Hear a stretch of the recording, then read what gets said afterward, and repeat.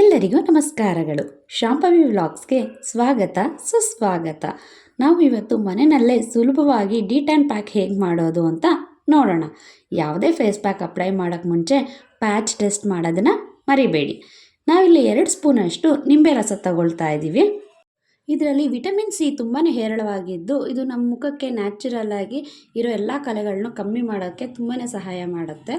ಈಗ ಇಲ್ಲಿ ನಾವು 1 ಸ್ಪೂನಷ್ಟು ಜೇನುತುಪ್ಪ ಮಿಕ್ಸ್ ಮಾಡ್ತಾ ಇದ್ದೀವಿ.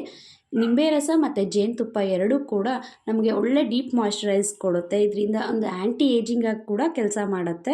ಮುಖದಲ್ಲಿ ಸಣ್ಣ ಮೊಡವೆಗಳು ಅಥವಾ ರೆಡ್ನೆಸ್ ಆಗಿದ್ರೆ ಅಥವಾ ಏನೇ ಕಲೆಗಳಿದ್ರೂ ಇದು ತುಂಬ ಚೆನ್ನಾಗಿ ಪ್ಯಾಕು ಕಮ್ಮಿ ಮಾಡುತ್ತೆ.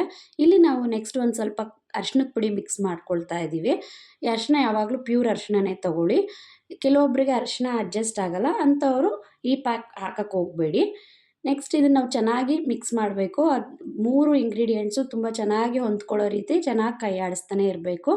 ಈ ಪ್ಯಾಕ್ನ ಫಸ್ಟ್ ಫೇಸ್ಗೆ ಅಪ್ಲೈ ಮಾಡಿ 5 ಮಿನಿಟ್ಸ್ ಬಿಟ್ಟು ಮತ್ತೆ ಇನ್ನೊಂದು ಸರಿ ಅಪ್ಲೈ ಮಾಡಿ 2 ಲೇಯರ್ ಅಪ್ಲೈ ಮಾಡಿ ತೆಳು ಇರೋದ್ರಿಂದ ಯಾವುದೇ ಫೇಸ್ ಪ್ಯಾಕ್ ಹಾಕಿದ್ರೂ 15ರಿಂದ 20 ನಿಮಿಷ ಬಿಟ್ಟರೆ ಸಾಕು.